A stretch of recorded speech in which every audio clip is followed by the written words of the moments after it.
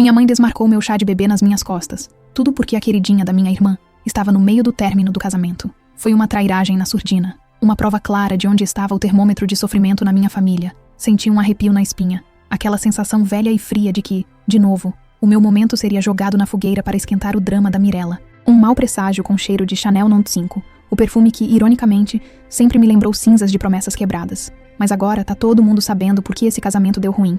Eu me chamo Helena. Tenho 35 anos e moro na Carolina do Norte com meu marido, Lucas, 38 anos. A gente mora em Raleigh, uma cidade que tá crescendo super por causa das coisas de internet e tecnologia, o que é um baita contraste com o jeito de ver a vida mais antigo da minha família, que mora a uns 45 minutos de carro, num bairro mais clássico e tradicional, perto da faculdade.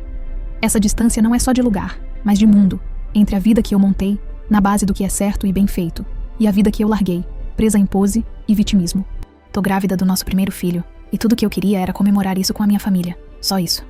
Um desejo simples. Uma coisa marcante que eu queria que eles notassem. Mas como sempre, claro, isso nunca foi possível quando a minha irmã mais nova, Mirella, estava por perto.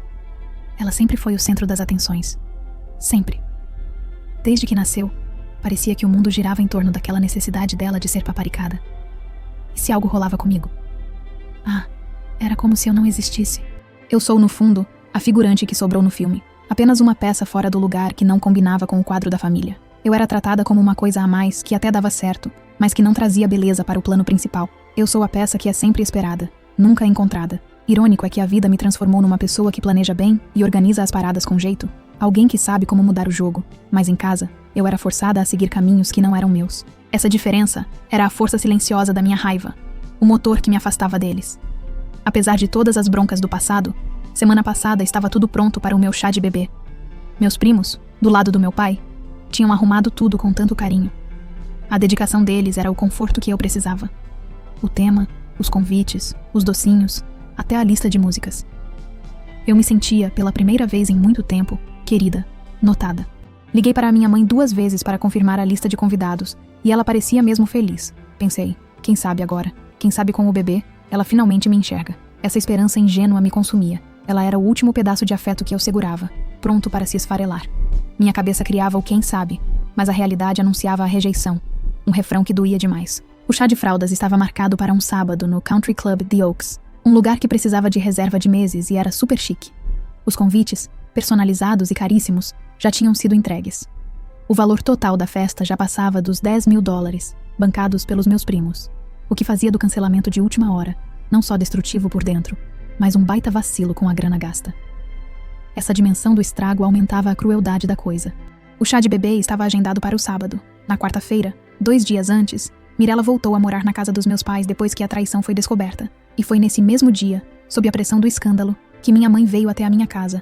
Ela pintou lá com uma cara de enterro, como se fosse me dar uma notícia de hospital. A presença dela já anunciava que vinha catástrofe pessoal. Aquele cheiro do perfume dela, que era bom, agora trazia um sinal de alarme que meu corpo já tinha gravado desde criança.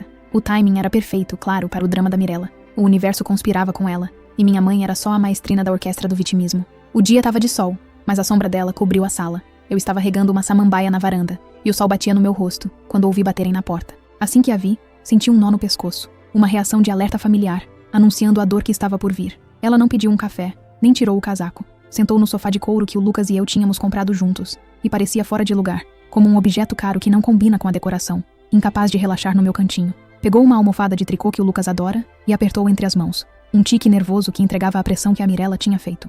Observei o gesto, notando que até o conforto da minha casa lhe era estranho. Ela me fez sentar, me olhou no olho e disse com aquela calma cortante de quem anuncia uma sentença. Eu desmarquei o chá de bebê. O chão sumiu. O quê? Senti o sangue gelar nas veias. A palavra desmarquei ecoou no silêncio da sala, um som vazio e brutal. Ela repetiu com um suspiro de cansaço, como se eu fosse o problema. Eu desmarquei. Francamente, Helena, você tem que ter noção das coisas. Você deveria pensar no momento, na situação tensa da Mirella. Sua irmã tá arrasada. Não ia ficar legal você fazendo festa com presentes enquanto ela se vira com o vexame do término do casamento. Ela disse, vexame, com um peso exagerado. Achamos que era o melhor para todo mundo. O vexame do término? Pensei. Ah, sim. É quase tão vexatório quanto ter a própria mãe desmarcando sua festa de bebê por causa do seu caso com outro cara. Quase. O sarcasmo era a única coisa que me mantinha ligada naquela sala. O que mais me choca é que ela ainda consegue usar a palavra vexame, sem engasgar. É uma observação ácida de cada dia, servida pela minha própria família. Meu pensamento parou, meu estômago embrulhou, senti uma dor física no peito, como se tivessem me esmagado. Olhei para a minha barriga, e o instinto de mãe me fez querer gritar. O cancelamento não era mais sobre mim, era uma ameaça direta à dignidade do meu filho. Aquele bebê, ainda na barriga, era a parte mais frágil e preciosa da minha vida, e minha mãe estava ensinando a ele, desde o útero, que a existência dele era menos importante que o drama da tia. A preferência estava clara, na cara de todo mundo, na crueldade. Ela desmarcou tudo sem me avisar, sem me perguntar, sem nem pensar que eu poderia, talvez, discordar. E o mais bizarro de tudo, Mirella tinha traído o marido. Ele a pegou na cama com outro cara. E mesmo assim, minha mãe achou que a errada da história era eu. Fiquei tão chocada que só consegui pedir com a voz tremendo: sai da minha casa agora. Eu nem conseguia levantar, mas a vontade de me defender me deu um empurrão. Ela saiu, mas não antes de dizer que fez pelo bem da família. Um bem que sempre era construído em cima do meu sacrifício. Enquanto ela falava em bem da família, eu só via uma família de uma pessoa só, Mirella. O resto de nós era só acessório, estátuas de sal esperando a próxima ordem. Senti o peso da trairagem dela como um adeus definitivo. O conceito de família, para mim, era complicado. A mesma família que me lembra todo dia que sou adotada. A mesma que me tira de viagens, fotos, decisões. A mesma que gira tudo em torno da Mirella e espera que eu só aceite. Foi essa repetição da exclusão que me fez resistir. Mas dessa vez, eu não aceitei. E se minha mãe achou que podia me calar de novo, ela tá prestes a descobrir com quem tá falando. Afinal, eu toco a vida de um monte de gente e resolvo broncas grandes. Eu era chefe que cuida dos planos e de como fazer as coisas numa empresa grande de tecnologia. Um lugar de muito corre-corre e decisão na hora, onde saber o que é certo dá bom resultado. Eu era a única pessoa na minha família que tinha um cargo de respeito e a única que ela tratava como uma aprendiz. No mundo dos negócios, sou uma líder respeitada e eficaz. Minha mãe devia saber que quando eu decido, não tem chefe grande que me faça voltar atrás. Ela achou mesmo que podia fazer isso comigo, que podia apagar o meu momento, jogar no lixo tudo o que eu estava preparando há meses, só porque a princesa Mirella não sabe se virar com o que fez. E eu, que me vire para engolir mais esse vexame na surdina. A paciência tinha acabado. Eu tinha mais jeito de falar com quem vende coisa ruim do que com a minha mãe. No meu trabalho, eu resolvia abacaxis enormes entre países e juntava empresas grandes e complicadas que envolviam milhões de dólares e egos maiores que a minha sala. Minha mãe, por outro lado, vendia cosméticos de porta em porta e dependia do meu pai para pagar o aluguel do cantinho dela. A diferença de capacidade para arrumar o caos era gritante e, ironicamente, ela tentava organizar a minha vida. Essa diferença era um atrito constante. Minha mãe criticava minha ambição e sucesso, mas dependia do meu pai, que por sua vez, dependia da minha grana em momentos de perrengue da Mirella, algo que eu fazia escondida para ele, para manter o padrão de vida que Mirella exigia. O sucesso não era só grana, era a prova de que eu conseguia montar uma vida que não dependia do sim ou do afeto da minha mãe, algo que tornava o favoritismo dela ainda mais sem noção. Meu sucesso era um lugar seguro que ninguém consegue invadir, e ela odiava isso. Quando ela saiu da minha casa naquele dia, eu fiquei sentada no sofá por uns 15 minutos, parada, olhando para o nada, me sentindo uma otária por ter achado por um segundo que fosse, que talvez a minha mãe estivesse finalmente a fim de me apoiar. Essa sensação de ser traída me lembrou na hora de um padrão doloroso que eu achava que tinha superado. A repetição da dor era o roteiro da minha vida. Eu estava cansada da reprise, exausta de ser a vítima secundária. Lembrei na hora do meu aniversário de 15 anos. Minha mãe tinha prometido me levar para a praia, mas desmarcou tudo na última hora porque Mirella, com 8 anos, tinha inventado uma dor de estômago terrível na noite anterior. Ela me olhou e disse: Helena, você já é uma moça, pode esperar. Sua irmã precisa de mim. Eu passei aquela noite de aniversário trancada no quarto, ouvindo o barulho do desenho animado que minha mãe assistia com Mirella na sala, comendo o bolo que meu pai tinha escondido para mim. Ela pintou na minha porta, sorrindo, dizendo que queria me levar para a festa, que tinha pensado de novo, mas não. Ela tinha vindo me dizer que já tinha desmarcado tudo por conta própria. Pelas minhas costas, a mulher que me criou, que dizia que me amava como se eu fosse filha do sangue dela, foi capaz de me tirar um dos momentos mais importantes da minha vida para proteger a imagem da irmã que me odiava, um padrão de substituição que se repetia com uma crueldade no ponto. Aquele quarto não era mais um refúgio, era uma prisão silenciosa. E o pedaço de bolo, um símbolo agridoce da compensação falha do meu pai.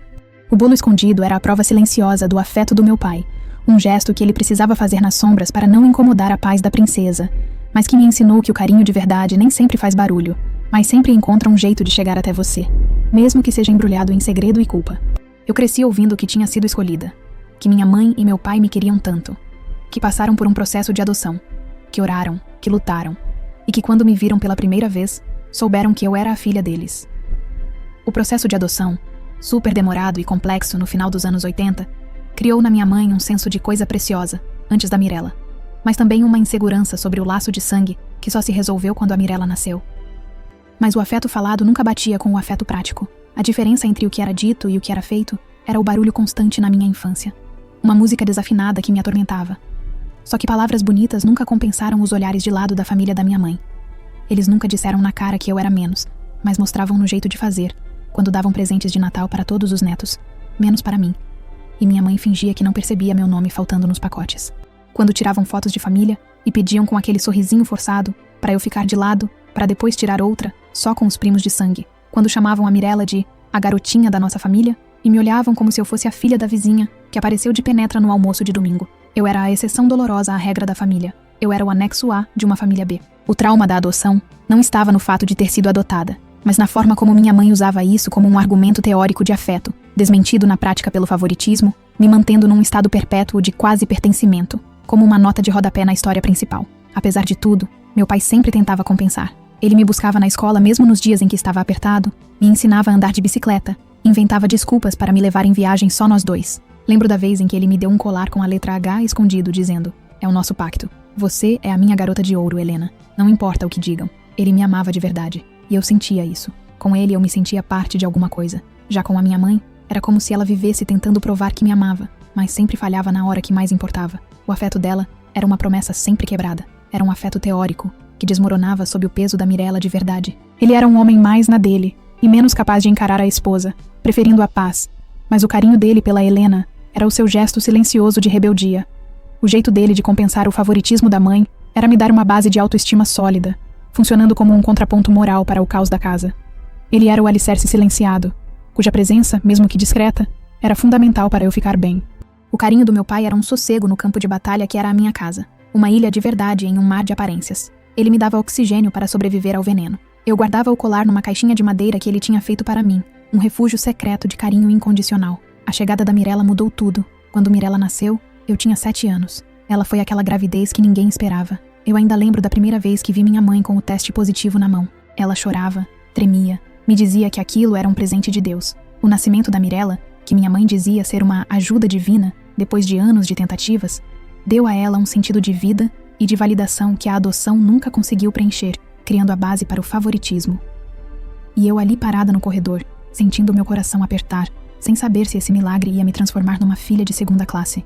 E foi exatamente isso que aconteceu. Nos meses que vieram, tudo girava em torno da Mirella. O quartinho, os exames, os nomes, as visitas. E eu virei a paisagem, o rodapé simpático que continuava sendo alimentado, vestido, levado para a escola, mas que já não fazia mais parte do grande momento da família. No dia em que Mirella chegou ao mundo, tentei sentir o que esperavam de mim, felicidade. Mas o que senti foi um tipo de medo silencioso, medo de ficar invisível, um temor que ia se concretizar logo. O bebê milagre tinha me transformado na sombra do Antigo Testamento. A chegada dela não foi só um nascimento, foi a nova organização principal da minha existência. Onde antes havia incerteza, agora havia exclusão. E o ar da casa ficou rarefeito para mim. Aquele sentimento de não pertencer começou a ser falado. Essa frase, sobre ser filha de verdade, me comia por dentro. Eu não tinha coragem de perguntar o que ela queria dizer com aquilo. Talvez porque eu já soubesse. Talvez porque ouvir da boca dela que eu não era filha de verdade teria sido mais do que eu aguentaria com 8, 9, 10 anos. As comparações começaram cedo. Mirella era mais doce, mais delicada, mais bonita. Eu era a que precisava se esforçar, a que tinha um jeito difícil, a que deveria entender a diferença. Lembro de uma vez em que voltamos da escola e Mirella tinha recebido uma estrela dourada por um desenho de flores. Minha mãe colou o papel na geladeira como se fosse uma obra-prima. Na mesma semana eu ganhei um prêmio por um texto escrito com muito esforço e alma. O reconhecimento formal do meu esforço. Ela dobrou o papel e guardou numa gaveta. Disse que não queria parecer que estava forçando competição. O texto era sobre minha família, e eu tinha tentado descrever a sensação de ser amada. Mas a imagem da geladeira vazia para a minha conquista me fez sentir que eu não tinha entendido o tema. Onde estava na estrela dourada para mim? Em lugar nenhum.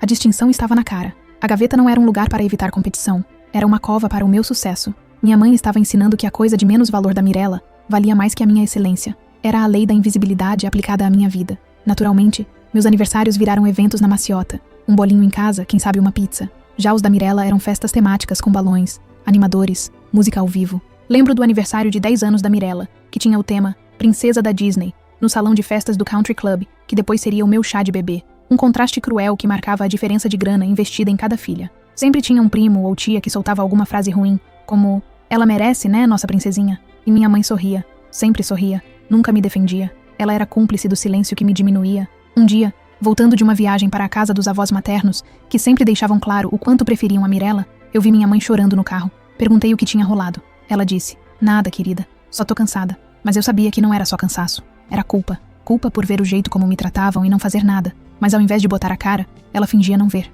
Com o tempo, fui entendendo que havia 2 tipos de silêncio. O meu, que era forçado, e o dela, que era escolhido. O silêncio dela era ensurdecedor, cúmplice da injustiça. A indiferença da minha mãe era um castigo mais cruel do que qualquer palavra. Ela escolhia ativamente a cegueira para manter a paz ilusória, como quem fecha os olhos para não ver o incêndio que ela mesma começou. Minha mãe escolheu se calar sempre que Mirella me feriu, sempre que alguém me apagou da história, sempre que eu precisava de apoio e ela virava para o outro lado. Teve uma vez, eu devia ter uns 12 anos, que entrei correndo em casa com um boletim quase perfeito.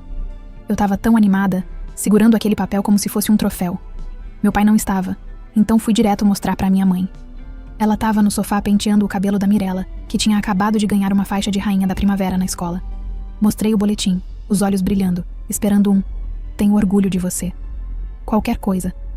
Ela olhou, sorriu sem sentir e disse: "Ai, que bom, Helena. Mas vê se ajuda sua irmã a se arrumar. Vamos tirar fotos dela agora." Lembro da sensação do papel na minha mão. Era como se, de repente, ele tivesse murchado, se tornado inútil. Eu simplesmente joguei no lixo do quarto dela, sem que ela visse. Foi ali que aprendi que o meu melhor esforço nunca seria o suficiente. O troféu se tornou lixo. A lição foi dura. Minha excelência não tinha valor ali. Aquele dia, enterrei o boletim no lixo, e com ele, a necessidade de ter o sim dela. Foi o meu primeiro gesto de independência silenciosa, a primeira rachadura no muro da minha submissão. Conforme os anos passaram, a diferença de tratamento só cresceu.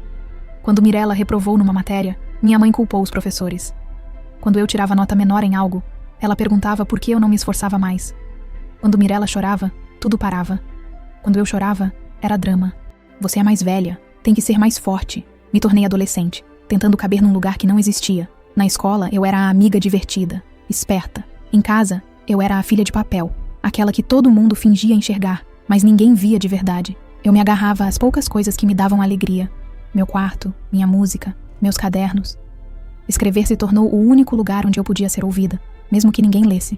Era ali que eu despejava tudo o que não podia dizer em voz alta. A raiva, o medo, a vontade de fugir. Com 17, arrumei meu primeiro emprego só para não depender mais de ninguém. Juntava cada centavo e sonhava com o dia em que pudesse ir embora, respirar sem o peso daquela casa. E foi assim que consegui me mudar para outra cidade quando entrei na faculdade sozinha, com uma bolsa e um quarto minúsculo num alojamento velho, mas pela primeira vez livre. A liberdade veio a conta-gotas. Eu a bebia com pressa. Cada aluguel pago era um prego no caixão da minha dependência de afeto. Essa independência precoce, motivada pela necessidade de fugir, moldou meu jeito de trabalhar e minha resistência. A faculdade, que paguei com tanto esforço, não foi só um aprendizado. Foi a construção de um novo alicerce, onde minha mãe não tinha poder. Minha fuga não foi um gesto de rebeldia, mas de sobrevivência. Eu estava trocando a falta de ar familiar pelo perrengue. Uma troca que valeu cada centavo. Eu estava me exilando para me salvar. Eu me tornei uma estudante implacável, dedicando minhas noites a trabalhos de construção e a fazer coisas de tecnologia, onde o sucesso era medido em resultado, não em afeto. Embora o distanciamento físico fosse um alívio, achei que a distância fosse aliviar tudo, que com a faculdade, a vida adulta, eu ia finalmente virar a página. Mas não.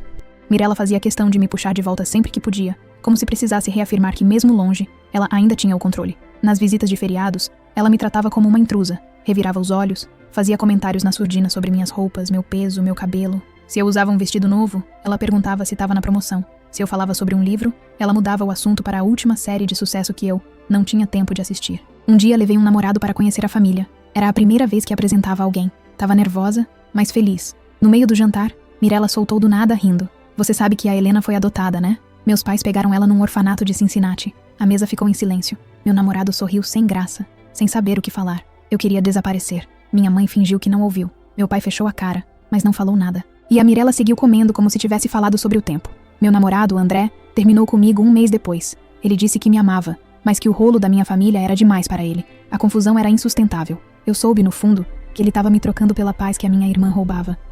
Mirella venceu mais uma sem lutar, só com o poder destrutivo do drama dela. Eu me senti como um lugar perigoso que ninguém tinha coragem de atravessar.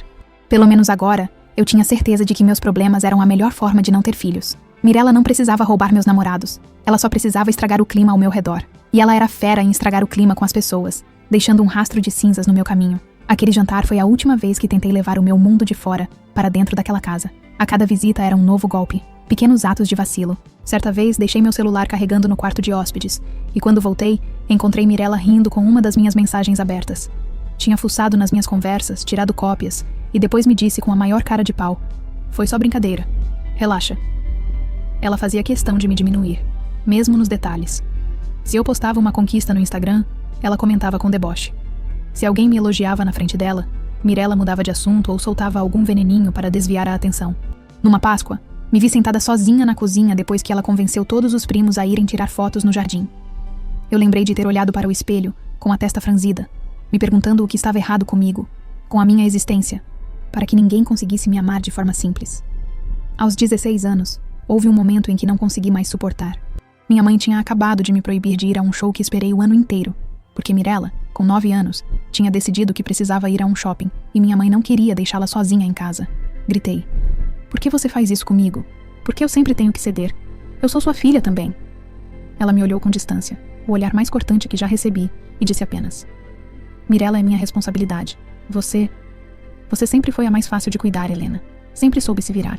Agora se comporta." Aquela frase, "a mais fácil de cuidar", me enterrou mais fundo do que qualquer insulto. Significava que meu esforço para ser boa, para não dar trabalho, era visto como algo que ajudava, e não como coisa boa. Dali em diante, meu silêncio foi de puro ressentimento. Eu era ajuda, não amada. A ajuda era a minha única utilidade. Ser fácil de cuidar era o meu rótulo de desprezo. Minha mãe me castigava pela minha própria resistência, forçando-me a ser a rocha que ela podia ignorar. Jurei que nunca mais imploraria por afeto, transformando o desinteresse dela no meu gás. No entanto, a vida na faculdade trouxe um alívio. Eu estudava engenharia e projetos, e passava horas no laboratório, onde os erros eram puramente técnicos e não morais. Lembro daquele cheiro forte de solda e ferro, que para mim era mais confortável do que o cheiro do incenso de lavanda que minha mãe insistia em acender para acalmar o ambiente. Mas na faculdade, a vida adulta me deu presentes que a família não podia estragar. Conheci Diana, 50 anos, minha ex-chefe, e hoje uma das minhas melhores amigas e minha mentora. Ela foi a primeira pessoa a me enxergar no cargo, a reconhecer meu valor sem o filtro familiar. Lembro dela me dizendo no meu primeiro ano de trabalho: "Helena, você não é fácil de cuidar. Você tem pulso firme. Há uma diferença enorme. Você é a única pessoa nessa sala que eu confio para apagar o incêndio e ainda sair ilesa." O fato de Diana, uma mulher de sucesso, ver minha força onde minha mãe via ajuda, foi o que me deu a estrutura para construir meu cargo e minha autoestima. Eu podia falhar em casa, mas no mundo real, eu era uma líder, e essa verdade me libertou. Diana, que tinha montado um negócio gigante de tecnologia do zero depois de um divórcio difícil e cheio de briga, via em mim a mesma resistência que a tinha impulsionado. Ela não era só uma professora. Era um modelo de sobrevivência num mundo que subestima mulheres fortes. Diana sempre dizia: "Eles só entendem a linguagem do poder. Seus sentimentos são sua privacidade, seus resultados são seu escudo." Essa filosofia se tornou meu guia. Além disso, Júlia e eu mantivemos contato constante. Nossas conversas se tornaram um refúgio, onde podíamos nos revezar entre desabafar e planejar nossa próxima fuga do jeito ruim da família. Tínhamos um ritual. Toda quinta, à noite, ligávamos o FaceTime, ela com seu copo de vinho vagabundo e eu com o chá, e nos atualizávamos com os códigos que só a gente entendia. Ela sempre começava: "E aí, como anda a dinastia Mirella essa semana?" Uma pergunta que resumia o drama familiar. O vinho dela e meu chá eram a poção contra a hipocrisia. E a crítica ao nosso brinde, a Mirella, que nos faz parecer sãs por comparação. Diana, que era chefona de uma empresa de TI, me ensinou a usar o jeito de falar do trabalho na vida pessoal. "Não fale de coisas pessoais com quem só quer machucar", ela me disse uma vez. "Fale apenas os fatos. Eles só entendem as perdas que dói no bolsos." Diana não me deu conselhos. Ela me deu ferramentas de sobrevivência. Ela me ensinou a transformar minhas cicatrizes do passado em armadura de titânio, à prova de fogo. Apesar de tudo, o que me manteve voltando era a esperança desesperada de que, se eu fosse bem na vida, casada, e tivesse esperando um neto, minha mãe finalmente reconheceria que a filha adotada também era digna de carinho total. Gastei anos no meu trabalho, não só por mim, mas para ter algo tão inquestionável que Mirella e minha mãe não pudessem diminuir. O chá de bebê não era só uma festa. Era a prova final de que eu tinha construído a vida perfeita que a Mirella nunca conseguiu segurar. Uma tentativa final de dizer à minha mãe: "Veja, eu mereço. Agora me ame de verdade." Quando ela desmarcou, ela não destruiu a festa. Ela destruiu a minha última ilusão. A esperança era um vidro fino. Quebrou em 1000 pedaços. O chá de bebê era o meu último grito de submissão disfarçado de celebração. O cancelamento foi um presente. A libertação da necessidade de implorar por afeto. Um alívio cruel. Minha cabeça, treinada em análise de risco, finalmente calculou o custo e concluiu: o custo de dentro da esperança era maior do que a dor de aceitar. Em paralelo, a vida da Mirella seguia um caminho ruim. Ela sempre teve essa necessidade de ser a mais desejada. Lembro de, quando éramos adolescentes, Mirella tentar flertar com todos os meus namorados, Não porque os quisesse, mas para provar que o foco era dela. Ela tinha essa fome por aprovação de fora, por ser vista como a escolhida, algo que se reflete agora na pulada de cerca dela. Ela nunca se contentou em ser só amada, ela tinha que ser adorada. Isso explica a falta de respeito pelo casamento e a necessidade de drama. Tudo pela atenção, sempre pela atenção, custe o que custar. Se ela fosse uma peça de museu, a legenda seria: autoestima frágil, não alimente o ego. A beleza dela era um engodo, e o drama, uma ferramenta de poder. Mirella era uma vampira de afeto, drenando a atenção de todos ao redor, deixando-os secos e exaustos. O casamento de Mirella com Cameron não foi diferente. Ele era um cara sólido e bem-sucedido que, aos olhos da minha mãe, trazia status para a família. Mirella o sufocou com pedidos constantes por atenção e luxo. Lembro de, num jantar de Ano Novo, Cameron comentar, quase num sussurro, que ela nunca estava satisfeita e que ele sentia que estava competindo com uma plateia invisível. Olhando para trás, a traição dela não foi um deslize de paixão, mas a busca por um novo aplauso, um novo foco, ligando o histórico dela de caçar atenção ao colapso atual. O jeito dela de fazer as coisas era uma repetição destrutiva. Essa manha se confirmou quando Cameron, no auge do estresse, chegou a pedir terapia de casal para um pastor, mas Mirella se recusou a ir, dizendo que o problema era dele e não do casamento, mostrando que a incapacidade dela de ver onde errou era o motivo real da ruína. Cameron, um advogado respeitado de Charlotte, representava a estabilidade financeira e social que Mirella precisava para manter a fachada de vida perfeita. O caso extraconjugal dela com o chefe, um empresário do ramo imobiliário, famoso por ser mulherengo, começou quando ela se sentiu negligenciada, o que prova que a busca dela era por validação externa, em vez de satisfação interna. Mirella não casou com Cameron. Ela casou com o status que ele oferecia. O adultério foi só a busca por um aplauso mais alto e imediato, a apresentação final do ego insaciável dela. No meio disso tudo, minha ascensão no trabalho era vista com desprezo, mas o pior foi quando comecei a me destacar. Consegui um cargo bom numa empresa de tecnologia com salário e benefícios altos. Comprei meu primeiro carro sozinha, depois um apartamento pequeno, mas só meu. E foi aí que ela começou a me atacar por outro lado. Deve ter dado sorte, dizia, ou então puxou o saco de alguém importante. No deboche, Mirella me chamava de forma pejorativa, dizendo que eu era a que só liga para o trabalho, de metida e até de projeto de mulher forte. E quando eu retrucava, minha mãe pedia: Helena, por favor, não alimenta a briga. Ela só tá estressada. Estressada? Ela me sabota, me humilha, me persegue, e eu sou a responsável pela briga. Eu, culpada pelo conflito? É como culpar o extintor de incêndio pelo fogo. O ciclo era cruel e rápido. Uma inversão de culpa que me sufocava. A subida na minha carreira, de ajudante iniciante a chefe de projetos importantes numa empresa de tecnologia, em apenas 5 anos, era a prova na cara de que meu pulso firme era uma qualidade e não um defeito. Esse sucesso palpável era o que Mirella não podia aguentar, pois batia de frente com o ciclo dela de dependência financeira e emocional que aprendia na casa dos pais. O meu sucesso era um lugar seguro e a prova mais clara do fracasso dela em ser a única estrela. Era uma afronta silenciosa ao reinado dela, uma verdade fria que a queimava. Os ataques vieram de vários jeitos. Teve um final de semana em que fui visitar meus pais e deixei minhas malas no meu quarto antigo. Quando voltei da sala, percebi que meu estojo de maquiagem tinha sido mexido. Alguns itens estavam fora do lugar, outros sumiram. Perguntei para a minha mãe. Ela deu de ombros. Mirella jurou que nem tinha entrado no quarto. Dias depois, vi uma foto dela nas redes sociais, usando exatamente meu batom favorito. Um tom caríssimo que comprei em Nova York, e que ela jurava odiar. Confrontei. Ela riu. Ai, Helena, se preocupa com coisa importante, vai. A raiva me queimava por dentro. Mas o pior era sempre o mesmo. Minha mãe fazia de conta que não via. Ou pior, tentava justificar. Ela só quer chamar atenção. Chamar atenção? Isso explicava esconder meu convite de formatura? Sim, porque isso rolou. Eu mandei os convites cedo. Minha mãe confirmou que ia, e Mirella disse que estava tentando convencer os dois a não irem, porque seria chato viajar só pra isso. Quando a cerimônia aconteceu, só meu pai apareceu. Na volta, ele me contou que achou o convite jogado em cima da geladeira, embaixo de uma pilha de panfletos. E minha mãe disse que tinha esquecido completamente que a culpa era da correria, que não foi por mal, mas sempre era assim. Tudo virava desculpa, mal entendido, exagero da minha parte, como quando Mirella fez um vídeo zombando de mim, imitando meu jeito de falar em reuniões importantes, e postou nas redes para toda a família ver. Quando pedi para apagar, ela respondeu: se doeu, é porque tem verdade. O veneno dela era a verdade, a minha, a reação, uma situação tóxica. No próximo Natal, pensei, vou comprar um pote de veneno de rato e escrever para a sensível no embrulho. Só de zoação. Sarcasmo, é claro. O roubo do batom e o vacilo do convite eram táticas de guerra pequena. Pequenos ataques para me manter na corda bamba. E minha mãe era a chefona que fingia dormir, permitindo que a destruição fosse a regra. Comecei a guardar minhas coisas mais valiosas num cofre no meu quarto. Um gesto de guerra silenciosa, percebendo que na minha própria casa de infância, eu não tinha mais segurança. Apesar de tudo, cheguei a pensar que era eu o problema, que talvez estava sendo sensível demais, mas cada vez que eu tentava fingir que nada estava acontecendo, ela empurrava um pouco mais, testava meus limites, zombava da minha paciência. No último dia de ação de graças antes da pandemia, enquanto todos estavam reunidos na mesa,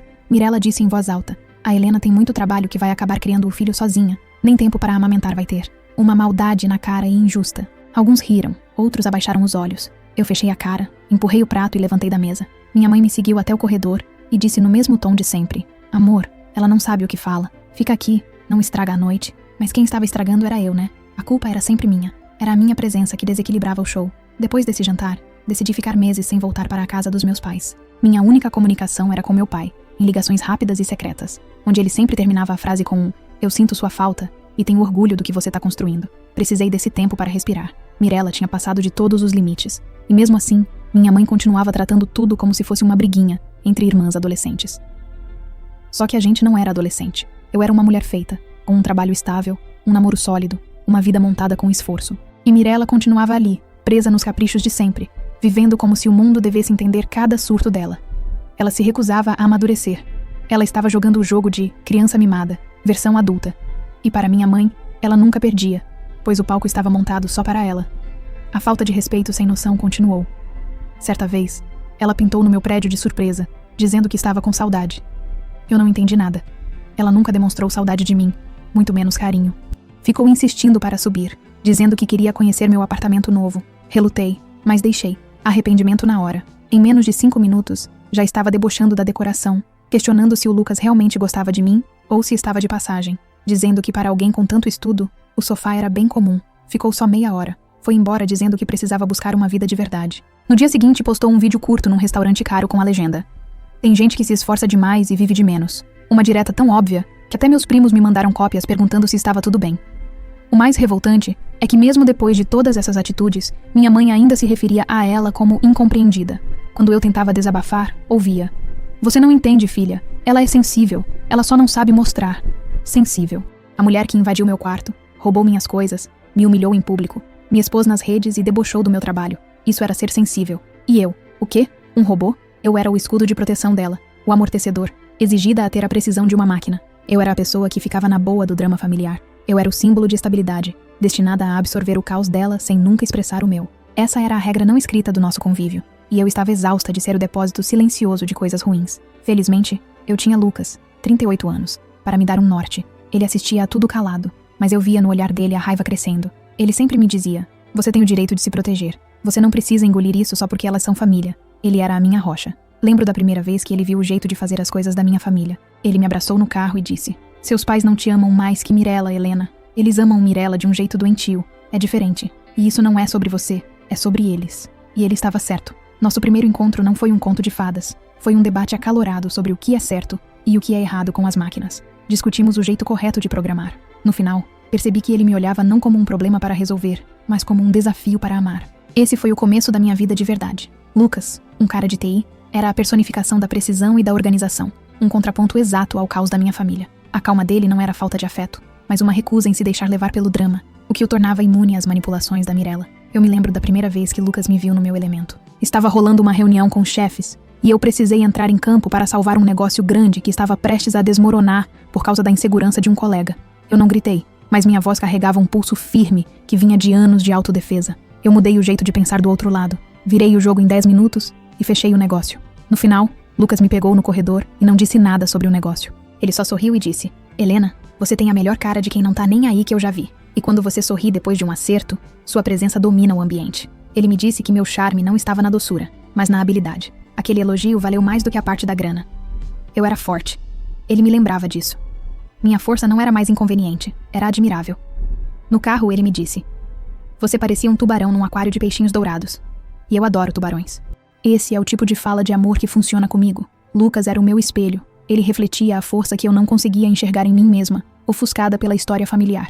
Ele era o jeito de resolver as coisas que corrigiam o meu defeito de autoestima. A agressividade da Mirella se estendeu até Lucas, reforçando a minha necessidade de revidar. Numa das últimas visitas de Mirella ao meu apartamento, ela não só debochou do meu sofá, mas esperou Lucas sair para correr e o abordou na portaria. Quando ele voltou, estava pálido. Mirella tinha encarado ele, dizendo que ele nunca seria um homem de verdade para mim e que eu merecia alguém que me salvasse do meu complexo de inferioridade, insinuando que Lucas era o motivo de eu não ter uma vida social à altura da família. Lucas era a minha paz, e o fato de ela ter ousado tocar nele de ter levado o veneno diretamente para o meu porto seguro, acendeu em mim uma fúria que nenhuma humilhação anterior tinha despertado. Lucas me contou sobre o rolo com a calma de sempre, mas os olhos dele mostravam a mágoa por ela ter tocado no ponto fraco dele, a ambição. Eu o abracei, sentindo meu corpo tremer. Ali, a briga deixou de ser só sobre mim e se tornou contra a minha felicidade, uma afronta direta ao meu futuro. Aquele foi o ponto de virada silencioso. Mirella ameaçou a minha paz, e não só o meu orgulho. Era hora de revidar de verdade, não com sentimento, mas com o jeito certo. Lucas, depois do rolo, instalou um sistema de câmeras discretas, transformando nossa casa não só num lar, mas numa fortaleza estrategicamente defendida. Ainda assim, eu ainda tinha aquele restinho de esperança, aquela parte em mim que, por algum motivo, achava que se eu continuasse tentando, minha mãe um dia ia enxergar quem era quem. Mas a real é que minha mãe não queria ver. Ela não estava cega, ela escolhia não ver, e isso doía mais do que qualquer insulto da Mirella, porque eu já não esperava nada da minha irmã, mas da minha mãe eu ainda esperava o mínimo. O último golpe veio quando a gravidez foi anunciada. Um dia, numa ligação normal, comentei com ela que Lucas e eu estávamos pensando em tentar ter um filho. Foi um momento íntimo, algo que compartilhei com carinho, e ela bufou do outro lado da linha, em silêncio por alguns segundos, e depois disse: "Você acha que tá pronta? Porque cuidar de uma criança é diferente de resolver papelada. Exige uma dedicação pessoal que talvez você não tenha." A frase entrou em mim como uma faca. Senti o ar faltar, e a pontada de veneno me fez cambalear. Respirei fundo. Tentei manter a calma. Ela ainda continuou: "Não quero ver você se frustrando depois.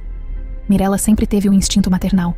Você é mais prática, mais distante. A mulher que desmarcava minha presença em almoços familiares sem nem me avisar, que passava anos justificando a manha da filha mais nova como coisa de menina sensível, que deixava meus convites esquecidos, meus prêmios ignorados, minhas lágrimas chamadas de drama.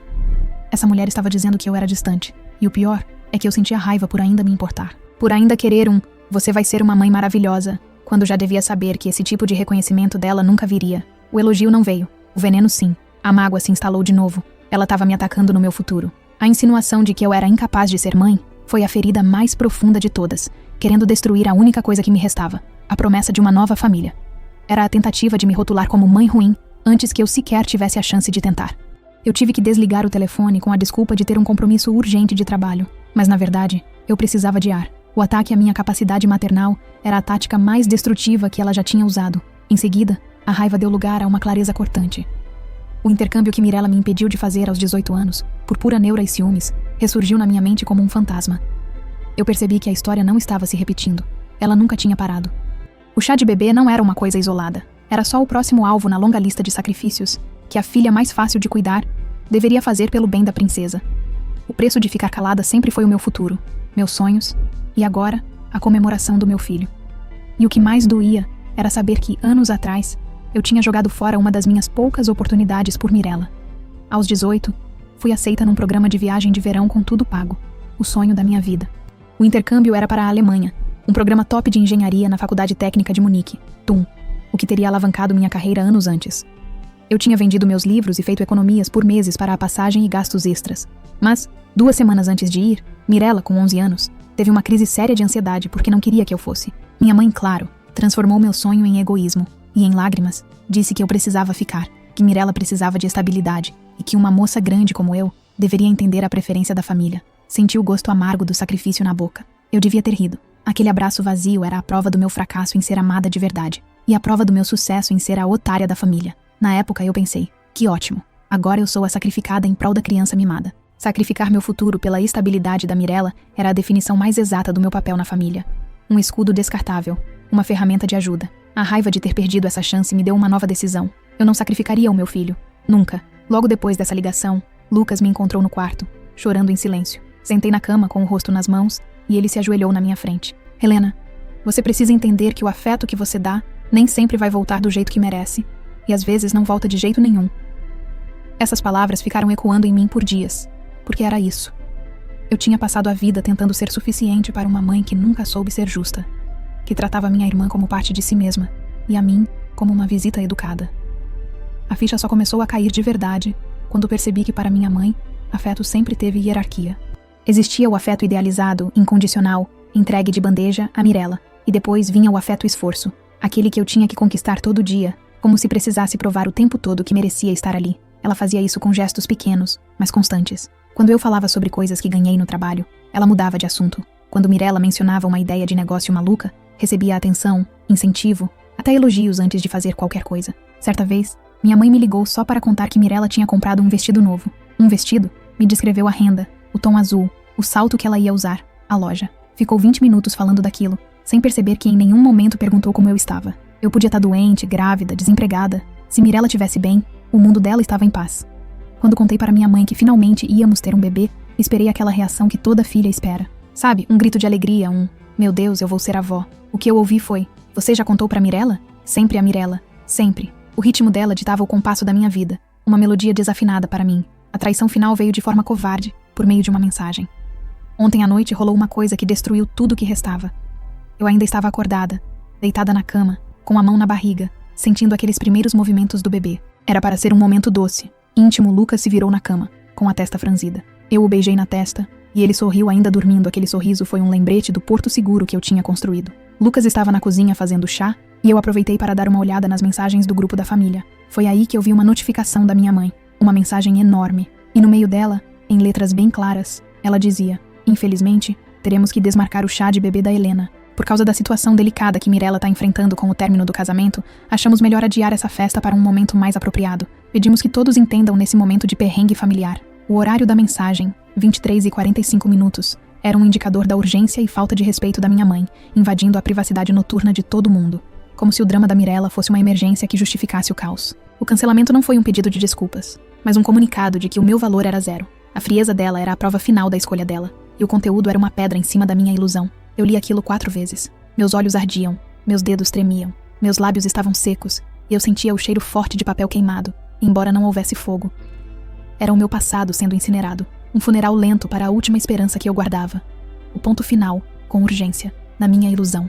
Ela não só desmarcou minha festa nas costas, ela colocou a culpa em mim. Ela usou o nós para disfarçar a responsabilidade de um gesto cruel. Achamos melhor. Quem é achamos? Porque eu definitivamente não fui perguntada. Eu tinha dito, olhando nos olhos dela, que queria essa comemoração, que tinha sonhado com isso, que meus primos estavam organizando tudo. Lucas voltou com o chá e me encontrou branca, parada, com o celular na mão. O que foi? Mostrei a mensagem. Ele ficou em silêncio por uns segundos. Depois, com a voz baixa e firme, perguntou: ela mandou isso sem falar com você? Assenti. Senti as lágrimas escorrendo antes mesmo de perceber que eu estava chorando. As lágrimas não eram mais de tristeza, mas de uma raiva calma e destrutiva que consumia tudo. Eu mal conseguia respirar. Ele se sentou do meu lado, me abraçou e disse só uma frase: isso foi uma trairagem. E ele estava certo. Foi porque não era só sobre a festa, era sobre tudo. Era sobre anos de falta de atenção, silêncios, preferências na cara. E agora isso. Minha mãe sabia o quanto aquele momento era importante para mim. Ela sabia que eu estava finalmente construindo algo meu, com afeto, com estabilidade, com dignidade, mas preferiu desmarcar tudo para proteger o orgulho ferido da filha preferida. A mesma filha que tinha sido pega traindo o marido com um colega de trabalho. E o pior, o motivo real veio à tona dias depois. Minha prima Júlia me contou que Mirella tinha dito à minha mãe que não suportaria ver os sorrisos falsos e os presentes, e que o barulho da festa seria um gatilho para o sofrimento dela. Minha mãe, agindo para proteger Mirella, estava na verdade cumprindo uma exigência da irmã, transformando o meu evento num sacrifício pessoal para acalmar os nervos da Mirella. A certeza dos fatos estava clara. Mirella queria tudo, inclusive o silêncio e o luto social dos outros. Ela exigia que todos vestissem preto para o funeral do erro dela. Júlia ainda acrescentou um detalhe crucial. Mirella ligou para o Country Club The Oaks para confirmar o cancelamento, antes mesmo de minha mãe ter me avisado, forçando a mão da minha mãe e garantindo que não haveria como voltar atrás, sem pagar multas bem salgadas e perder o respeito. Aquele cancelamento não foi um gesto de carinho de mãe. Foi um golpe rápido orquestrado por Mirella, uma ditadura pessoal só para ela. É a piada do ano, pensei enquanto encarava a barriga.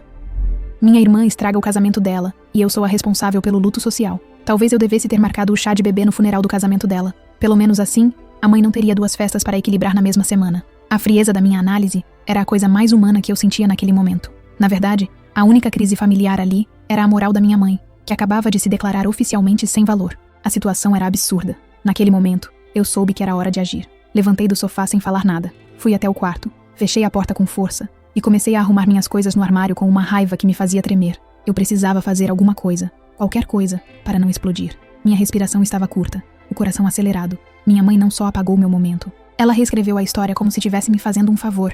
Como se desmarcar meu chá de bebê fosse um gesto de solidariedade. Como se eu fosse egoísta por querer comemorar a chegada do meu filho, enquanto a coitadinha da Mirella enfrentava as consequências das próprias escolhas. Fiquei encarando o espelho, olhando para o meu rosto inchado de choro, e senti algo que nunca tinha sentido antes. um desprezo profundo.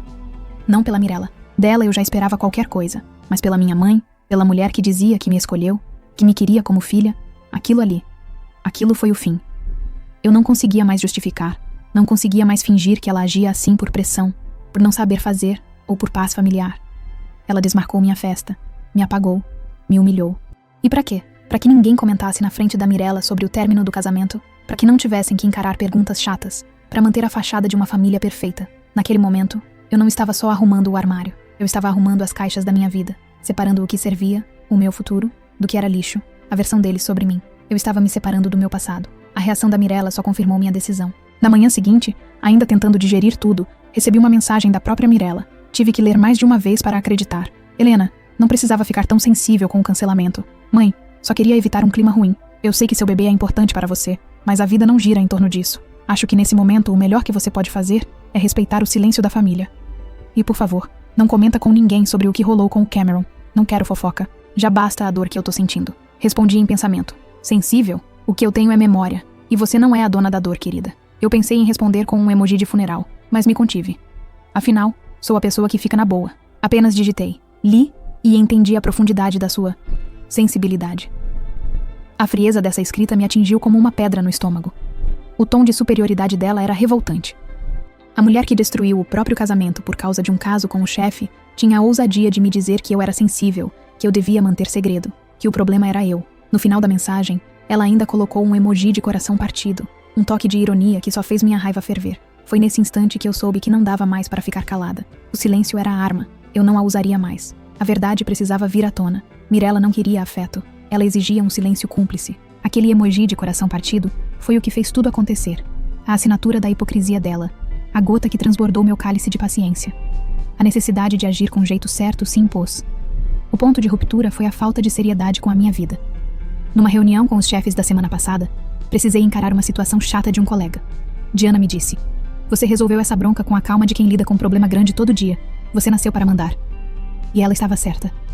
Meu pulso firme era meu pulso firme. Olhei para o e-mail da minha mãe. Ela estava me sabotando e a festa, usando a crise da Mirella como uma forma de esconder a verdade para controlar a versão da história. Eu sabia como lidar com sabotagem e esconderijo no trabalho. Era a hora de aplicar o mesmo princípio de desenrolar o rolo na minha vida pessoal. O e-mail não foi um acesso de raiva. Foi uma tática pensada de arrumar o estrago e mostrar os fatos que minha mãe e Mirella nunca esperariam de mim, a filha sensível. Se a vida fosse um jogo de tabuleiro, Mirella teria acabado de sacrificar o peão de ouro, esperando que eu não revidasse. Patético. O jogo tinha acabado. Eu tinha nas minhas mãos a informação que desmantelaria o teatro inteiro. O sentimento acabou. Começou a tática, afiada e implacável. Eu fiz o que nunca pensei que teria coragem. Passei a madrugada com insônia, sentada no sofá, rodeada por restos de caixas de presentes que estavam destinadas à festa, que minha mãe desmarcou nas minhas costas. Meu coração dizia que eu precisava reagir, mas parte de mim ainda hesitava. Parte de mim ainda era a menina de 7 anos, tentando entender por que não ganhava os mesmos abraços. No entanto, o peso do meu filho na barriga me forçou a agir. O fogo da raiva, que antes me queimava, agora me dava a luz para o próximo passo. O momento era agora. Ficar parada era o maior risco. Mas dessa vez não. Dessa vez eu não ia me calar. Não ia engolir mais uma. Não ia deixar que o nascimento do meu filho fosse cercado de silêncio, mentiras e vergonha emprestada. O processo de escrever o e-mail não foi rápido. Foi feito com um jeito certo.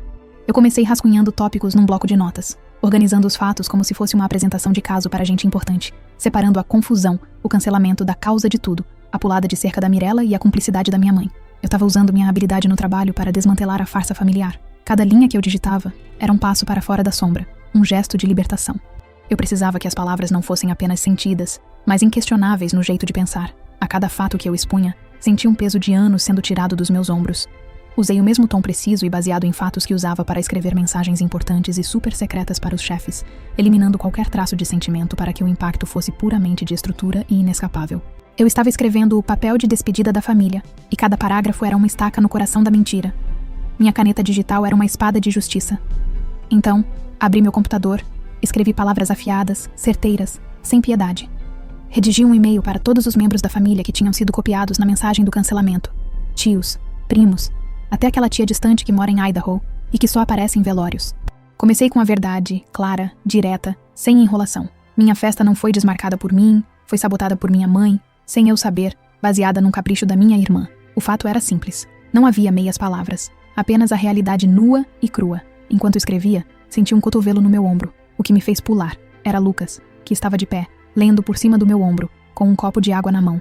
Você tem certeza que quer que isso seja o ponto final? Não dá para voltar atrás. Vai dar um furacão, Helena, e vai ser na nossa porta. A voz dele era de aviso, não de julgamento. Fechei os olhos, a mão pairando sobre o mouse para clicar em enviar. Meu dedo tremia visivelmente. Era o medo de quebrar o silêncio que me mantinha refém há 35 anos. Respirei fundo, sentindo o peso daquela decisão em cada batida do meu coração. E disse: tô mais apavorada com a ideia de continuar calada. Que o furacão venha. Eu estava pronta para a consequência, contanto que fosse livre.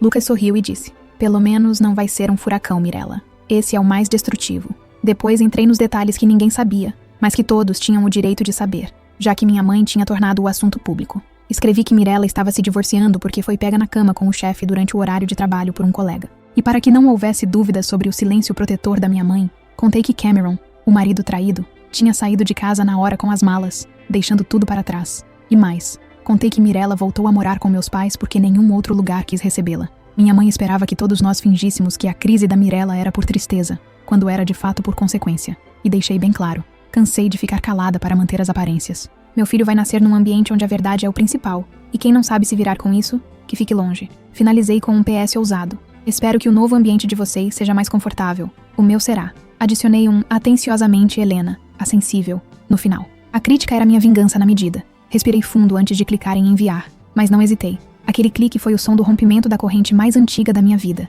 Eu não estava só enviando um e-mail, eu estava assinando meu fim da ligação com aquele jeito tóxico de família. Lucas me olhou do batente da porta e disse: aposto $10 em quanto tempo sua mãe leva para ligar chorando. Eu respondi, sorrindo de lado: aposto 20 que ela vai me ligar, acusando de sabotagem, não de crueldade. Pela primeira vez, escolhi a mim. Meu último pensamento antes de apertar o enviar foi: a Mirella pode até ter arruinado meu chá, mas eu acabo de arruinar a desculpa dela. Checkmate. O jogo virou. O silêncio quebrou. A verdade venceu. O enviar não foi um botão, foi um martelo que quebrou o vidro da ilusão familiar. O barulho resultante era a minha nova canção de liberdade, um som que ecoaria para sempre. A descarga de adrenalina veio com uma explosão de desejo. Logo após enviar o e-mail, a adrenalina me consumiu. Senti a necessidade desesperada de reafirmação, de sentir algo real e inabalável. Olhei para Lucas, que ainda estava parado ali, e a tensão entre nós se transformou em eletricidade. Ele andou até mim, me puxou pela cintura com uma urgência que tirou meu fôlego e me beijou. Um beijo profundo e demorado que me fez esquecer a raiva e o medo, deixando apenas a paixão. Ele me beijava como quem celebra uma vitória silenciosa, como quem diz: isso é nosso, essa força é sua. No calor daquele momento, a mão dele deslizou para a minha barriga, e a sensação de que éramos 3 naquela batalha, unidos pelo fogo da verdade e do desejo, foi a confirmação de que eu tinha tomado a decisão certa. Aquele beijo foi o primeiro pagamento da minha liberdade. Um momento de puro êxtase e certeza. O toque dele me ancorou, transformando o caos de fora em uma quietude de dentro. Um refúgio conquistado. No calor daquele momento de cumplicidade, senti o bebê se mexer com mais força, como se estivesse concordando com a decisão da mãe de lutar pela dignidade. O desejo era um juramento silencioso de que nossa família seria construída na base da verdade. O medo e a raiva se dissolveram no beijo. Era o ponto alto da nossa aliança. Uma celebração da nossa nova e justa realidade. Um fogo que me purificava. A reação da família foi imediata. E na cara. Minutos depois, os celulares começaram a apitar. Mensagens, notificações, ligações perdidas. Minha mãe me ligou 3 vezes seguidas. Não atendi. Deixei cair direto na caixa postal. Ela mandou áudio atrás de áudio. Helena, o que você fez? Você não tem ideia da confusão que causou. Como pode fazer isso com a sua própria irmã? O tom dela não era de mágoa, mas de pânico por ter perdido o controle da situação. Minha irmã, por outro lado, me mandou uma única mensagem. Você é uma cobra, e espero que seu filho não herde isso. Lucas leu essa mensagem comigo e riu. A máscara caiu, amor. Agora eles vão ter que se virar com a verdade. Eu respondi para Lucas. Pelo menos ela foi criativa. Cobra é melhor do que distante. Lucas se levantou, pegou um copo d'água para mim e voltou. Sentou-se e segurou minha mão, dizendo com a calma de quem não precisava gritar para ser firme: eu tenho orgulho de você. Você finalmente escolheu sua paz. Você é admirável, Helena. O tipo de pessoa que as pessoas certas sempre vão querer por perto. Ele beijou meus pulsos, um gesto que sempre me acalma, e me fez sentir que o mundo fora daquela sala não importava, contanto que tivéssemos a nós dois. E aquilo me desmontou, não de fraqueza, mas de alívio. Era como se, pela primeira vez, alguém tivesse me enxergando por completo e dizendo: você tem razão, você merece mais. A tempestade vinha de fora. Dentro, era calmaria, um refúgio conquistado. As mensagens eram o que eu precisava. A dor delas era a minha liberdade. E o elogio do Lucas era a minha nova estrela dourada, a única que importava. A tentativa final de controle veio na manhã seguinte. No dia seguinte, a ligação da minha mãe não foi de choro, mas de confronto. A voz dela estava dura, distante, quase irreconhecível. Ela não tocou no mérito do e-mail, apenas no feito de tê-lo enviado. Ela disse: Helena, você tem 2 horas para ligar para cada pessoa que você copiou, pedir desculpas pela sua reação exagerada e dizer que tudo não passou de um mal-entendido de gravidez. Se você não fizer isso, não espere que eu ou seu pai apareçamos no hospital para conhecer nosso neto. E não considere que você terá qualquer tipo de ajuda financeira, pessoal ou social da nossa parte. Você será, para todos os efeitos, uma estranha. Você escolheu a guerra. Agora se vira com as consequências. Nossa família tem que se manter unida. E se você não sabe ser leal, não é bem-vinda. O ultimato não me fez chorar. Pelo contrário, fez a calma descer, porque ali estava a prova final. A lealdade deles era condicionada ao meu silêncio, não ao meu bem-estar. Não respondi. Apenas desliguei a chamada. Lucas me viu desligar e sorriu. Um sorriso pequeno, mas cheio de entendimento. 2 horas, hein? Ela subiu a aposta. Eu suspirei. Bem, é melhor do que eu esperava. Achei que ela ia me dar 5 minutos e uma passagem só de ida para o Alasca. O prazo expirou em silêncio. Um silêncio cheio de significado. Naquele momento, senti uma resignação fria. A aceitação de que meu pai, embora calado, estava sendo forçado a um lado, e que o silêncio dele era o grito de dor que ela estava silenciando. O ultimato de 2 horas foi a última tentativa desesperada de controle, e minha recusa em jogar o jogo foi a minha declaração final de independência. Eu tinha vencido a última batalha silenciosa. Em seguida, a comunicação silenciosa do meu pai. Horas depois de enviar o e-mail, recebi um único SMS. Era do meu pai. A mensagem continha apenas um ponto final. Nenhum aviso, nenhum emoji, só um ponto final. Olhei para Lucas confusa. Ele pegou meu celular e ficou encarando a tela por um tempo. Depois me devolveu com os olhos marejados.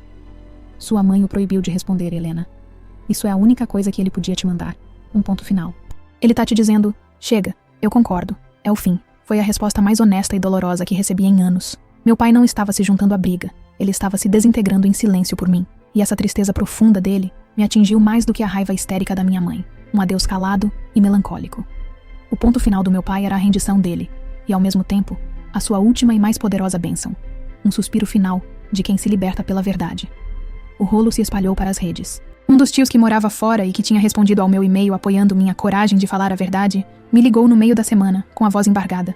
Ele revelou que a esposa dele, a tia Carmen, tinha recebido uma ligação da minha mãe, que tinha mentido sobre o e-mail, dizendo que eu estava tendo um surto de nervos antes do bebê nascer e pedindo que eles ignorassem o desatino de uma grávida estressada. O tio, que é médico, ficou revoltado com a manipulação e me deu o relato, provando que minha mãe não estava só se defendendo, mas ativamente tentando tirar o valor da minha clareza para encobrir a verdade. Essa confirmação de que ela tentava me destruir na surdina foi o golpe final.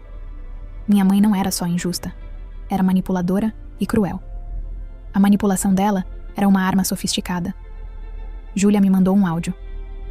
Seu e-mail foi um sucesso, Hel, e sua mãe tá tentando transformá-lo num conto triste. Não deixe. Essa tentativa de dizer que eu estava doente por causa da minha raiva, de transformá-la num sintoma de falta de controle feminino, foi uma tática tão baixa que cimentou minha decisão de nunca mais ceder. Minha mãe tentou transformar a minha verdade em confusão, mas a clareza estava do meu lado, e eu tinha meu tio, um médico, para provar isso. A farsa tinha se tornado uma peça de teatro triste. Um sinal de justiça apareceu de forma inesperada, e o universo conspirou para o negócio. No final daquela semana, um e-mail de Cameron, o ex-marido da Mirella, chegou. Não para mim, mas para Lucas, pedindo o contato de Diana, minha mentora. Ele tinha visto Mirella postar o deboche sobre meu trabalho nas redes e soube da minha reputação no trabalho. Cameron estava se reerguendo e buscando um trabalho novo. No e-mail, ele agradecia Lucas, de forma indireta e elegante, por finalmente alguém ter tido a coragem de expor a verdade para a família, e pedia o contato de Diana para um conselho de quem entende muito, com uma profissional de verdade. A busca de Cameron por Diana era, na verdade, um reconhecimento calado da minha liderança. Uma prova de que meu caráter era mais confiável que o charme da Mirella. O fato de que a verdade estava, no final das contas, ajudando a vítima da Mirella a se reerguer, deu à minha atitude um peso de justiça inevitável. A verdade gerava frutos inesperados. O pedido de Cameron não era só sobre trabalho. Era um pedido silencioso de aliança. Um reconhecimento de que o eixo moral da família tinha se deslocado para o meu lado. Ele via em mim a força que faltava no casamento dele. Diana, com sua vasta rede de contatos em tecnologia e uma reputação de ser implacável, era a pessoa ideal para ajudar Cameron, solidificando a separação dos grupos. Meus aliados no mundo profissional, e Mirella e nossa mãe, isoladas no drama doméstico. A vítima da Mirella estava pedindo ajuda à aliada da cobra, o que não deixa de ser uma ironia doce. Minha reputação no trabalho se tornou meu escudo e minha vingança. Um prato servido com a elegância da lei da causa e efeito. A nova organização familiar começou a se estabelecer. O impacto do e-mail continuou nos dias seguintes. Júlia me ligou dizendo que o grupo de mensagens da família estava silencioso, mas os bate-papos secretos estavam fervilhando. Ela confirmou que a maioria dos tios e primos mais novos tinham saído do grupo principal, criando um novo, silencioso e discreto, que ela chamou de o Clube da Verdade. Isso mostrou que, embora o drama principal tivesse acabado, a verdade tinha criado uma separação permanente e um novo senso de comunidade para aqueles que a apoiavam. Uma nova organização social estava sendo estabelecida. Além disso, para selar essa nova aliança, Júlia e o primo Thomas, o do macacão amarelo, organizaram um evento na maciota no dia em que o chá original deveria ter acontecido. Um almoço da resistência, com os primos que apoiavam Helena, feito na casa de Thomas. Esse encontro não só deu apoio moral na hora, mas serviu como uma forma de contar a história silenciosa, a crise familiar imposta pela mãe. Eu retomei o controle da minha festa. Remarquei a festa do meu jeito, no meu tempo, na minha casa. Convidei só quem me respeitava. Nada de convites por obrigação, nada de tem que chamar a família inteira. Dessa vez só teria gente que queria estar lá por mim, pelo meu filho, pela vida nova que eu estava construindo. Mandei um convite digital simples, bonito, com a frase: estamos celebrando o afeto, a resistência e um novo começo. Se você quer fazer parte disso, será bem-vindo. Minha mãe não respondeu. Mirella visualizou e ignorou. Lucas me abraçou enquanto a gente confirmava os detalhes com o buffet e disse: esse vai ser o começo de tudo. E eles não fazem mais parte disso. E eu senti no fundo do peito que ele estava certo. O passado ficou para trás. O futuro era leve. Uma tela em branco esperando por nós. O dia da festa foi um misto de paz e tensão. No dia da festa acordei cedo, mesmo sem querer. A ansiedade me mantinha em estado de alerta, mas era diferente daquela que eu costumava sentir em aniversários ou reuniões de família, quando eu ficava me perguntando o que a Mirella ia aprontar ou se minha mãe ia me ignorar de novo. Dessa vez era uma ansiedade leve, quase doce. Eu olhava para o berço ainda vazio e pensava: você vai chegar num mundo onde sua mãe decidiu que não vai mais aceitar ser pisada. Lucas estava mais animado do que eu. Colocou uma lista de músicas calmas pela manhã, fez panquecas e ficou cantando desafinado pela casa com o avental que dizia "Pai em treinamento". Eu ria entre uma mordida e outra, tentando não chorar. Em um momento ele virou o rosto e disse piscando: eu sei que a gente não desmarcou essa festa, mas se ela ligar, eu digo que foi porque eu tive um surto e comi metade do bolo. Pelo bem da família. Ele completou: e você estava muito ocupada escrevendo um manual sobre como dar o troco na família do jeito certo para se importar com a organização. Eu ri alto. O novo ritual. Rir da farsa. Viver a verdade. A felicidade era um gesto de desafio. A maldade deles persistiu. A tensão, no entanto, não sumiu completamente. Na manhã da festa, abrimos a porta para receber a entrega do bolo e encontramos a caixa rasgada, esmagada contra a porta. O bolo, que tinha sido feito pela minha prima com tanto carinho, estava inutilizável. Não havia bilhete, mas sabíamos exatamente de onde vinha. Lucas ligou para a prima na hora, e rapidamente compramos um bolo simples de última hora numa padaria local. Olhei para a caixa destruída e senti um arrepio na espinha. Era uma ameaça silenciosa, um lembrete de que Mirella e minha mãe não aceitariam a derrota facilmente. A sombra estava na porta, mas a luz estava dentro. A maldade não conseguiria entrar na nossa alegria. Júlia, quando soube, mandou uma mensagem. Pelo menos o bolo não era de pêssego. Seria a cereja do bolo do seu trauma. Sarcasmo, eu sei, mas é a vida. A destruição do bolo não era só vandalismo. Era a tentativa desesperada de sabotar a única comemoração que eles não podiam controlar, provando que a crueldade deles era infantil, mas persistente. Júlia, com seu instinto artístico e prático, se mobilizou na hora. Ela ligou para o círculo de amigos artistas numa cidade vizinha, garantindo que em poucas horas um bolo artesanal, lindo e cheio de significado, fosse entregue, pintado à mão com a frase "resistência e afeto". O gesto não só salvou o dia, mas transformou o vandalismo numa oportunidade de mostrar o poder da rede de apoio. A sabotagem do bolo foi o último suspiro de inveja, e nós a transformamos numa obra de arte da resistência, um pão da vitória. A cumplicidade de Júlia e Diana foi um escudo. Diana, minha ex-chefe, mentora, me ligou antes da festa para me dar uma dica de chefe. Helena, lembre-se que no trabalho e na família, a melhor vingança é o sucesso silencioso. Não se explique, faça a festa. Use o seu jeito de bater o pé. E se alguém perguntar pela sua mãe, sorria e diga que ela estava ocupada se virando com os perrengues inesperados da Mirella. Diana riu e adicionou: use sua cara de chefe e eles não farão mais perguntas. Seu poder tá na sua calma, não no seu grito. Esse apoio prático e pessoal me deu a força de que eu precisava para ignorar a raiva na porta e celebrar com o coração aberto. Diana, no papel de mentora das táticas, também aconselhou a usar a festa como uma forma de botar a boca no trombone. Ela sugeriu que fizesse um brinde sutil, mas poderoso, focado em gratidão e verdade nua e crua, para conquistar a simpatia da parte da família que compareceu e derrubar a história de surto da mãe. O reconhecimento veio do lado mais inesperado. Quando chegou a hora de abrir os presentes, notei que havia um pacotinho pequeno sem nome. Dentro, estava um macacão amarelo com a frase "Você é mais forte do que imagina" e um bilhete. Eu vi tudo de longe. Tenho vergonha de nunca ter falado nada, mas admiro profundamente a mulher que você está se tornando. Você não tá sozinha. Eu demorei 1 segundo para entender que T era meu primo Thomas, o único filho da tia Nora, sempre quieto, Sempre na dele, mas talvez o único que realmente enxergasse tudo o que rolava. Enquanto lia o bilhete, um soluço genuíno me escapou. Não era a dor do passado, mas o sentimento puro de ser vista, de ser acolhida por aqueles que se importavam de verdade. Aquele macacão se tornou o presente mais valioso, um símbolo da nova rede de afeto que eu estava construindo. O reconhecimento veio do silêncio. Um presente sincero e poderoso. Aquele macacão, na sua simplicidade, representava a verdade que a família preferia ignorar.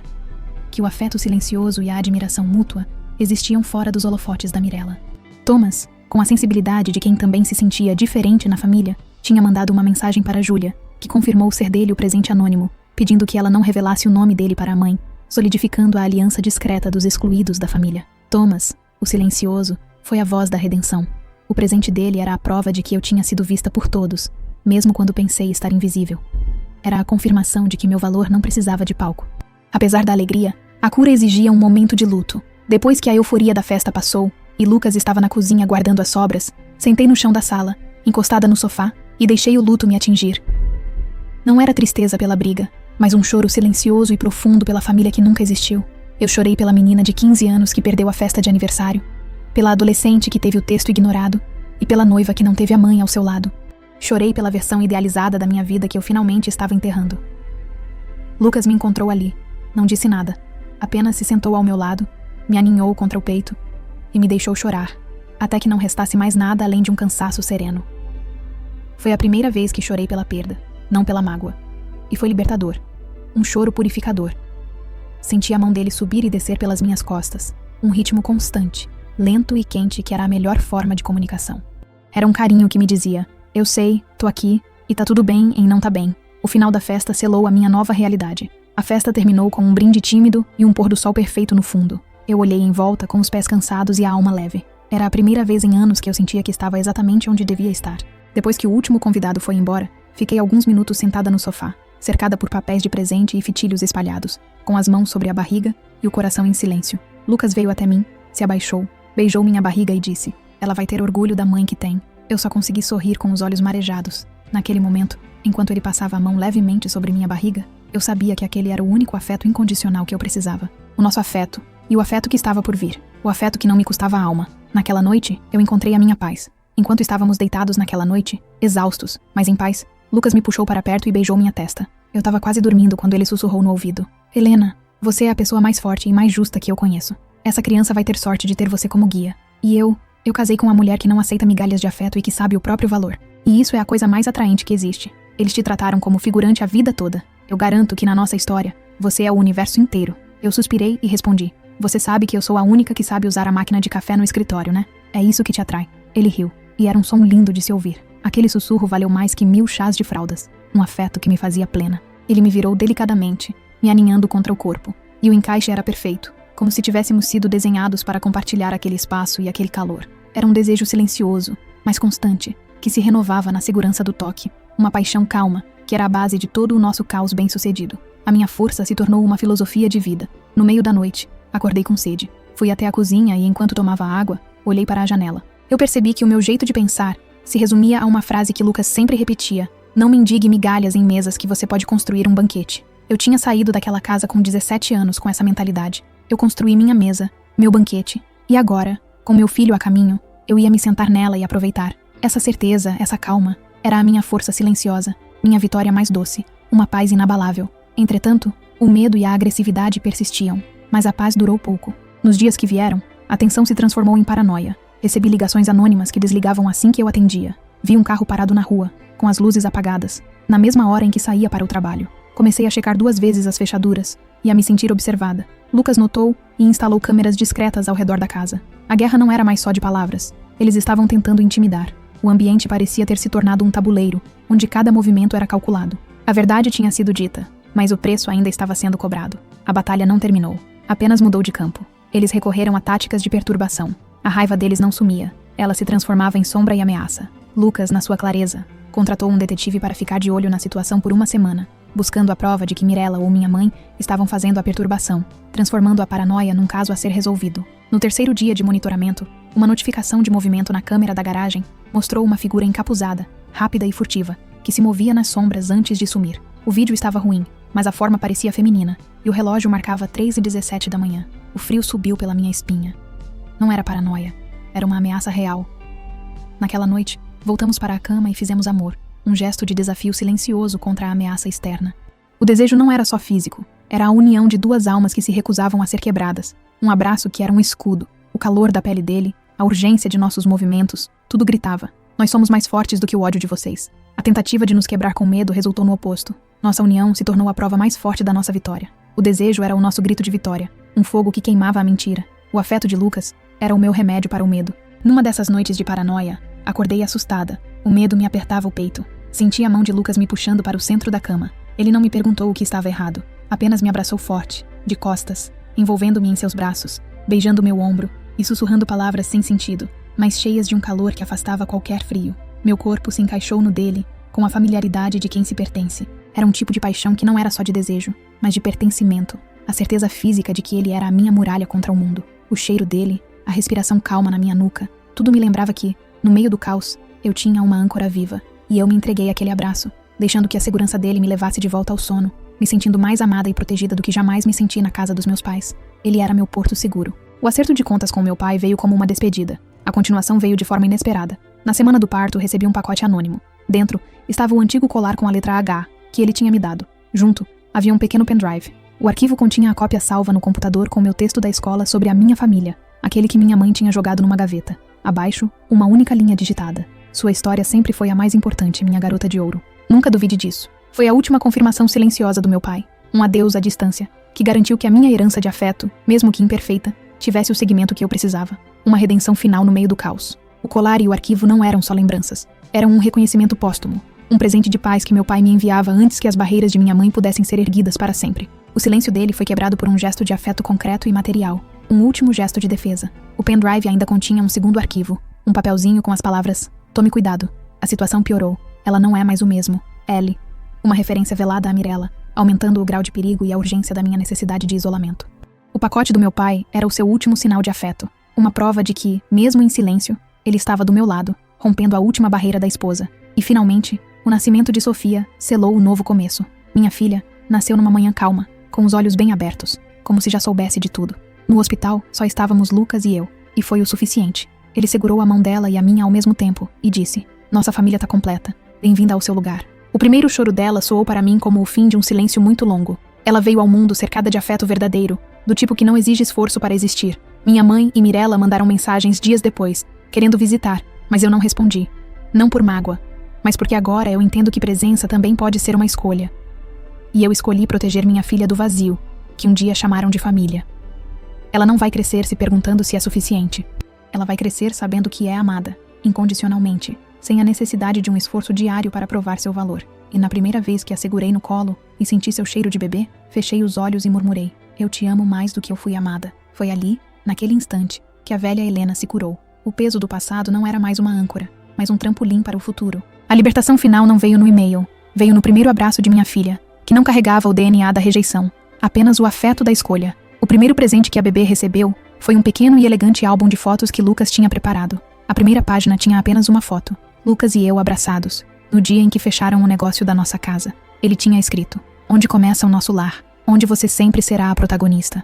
E se me perguntarem se me arrependo de alguma coisa, a resposta é simples: não, porque pela primeira vez eu fui a mãe que eu precisava ter tido. E isso bastou para curar a mim e para criar a ela. Uma nova e verdadeira família tinha nascido. O toque da minha filha, tão real e despretensioso, foi a prova final de que o afeto incondicional não era um mito, era a minha realidade. O nome dela, Sofia, que significa sabedoria, foi escolhido como um lembrete constante de que a maior força de uma vida está em saber quem você é e de onde você escolhe seguir. A cada mamada, a cada toque, a cada troca de olhar, sentia a chama da minha paixão por Lucas se refletindo no afeto por Sofia. O desejo que nos uniu se transformou num objetivo grande e inabalável, e o calor da nossa intimidade se tornou a primeira e mais importante lição de vida para a nossa filha. O afeto é a única coisa que realmente importa. Com o nascimento de Sofia, a história deixou de ser uma história de lado e se tornou uma história grande de afeto e cura. O futuro estava nas minhas mãos, quentinho e respirando.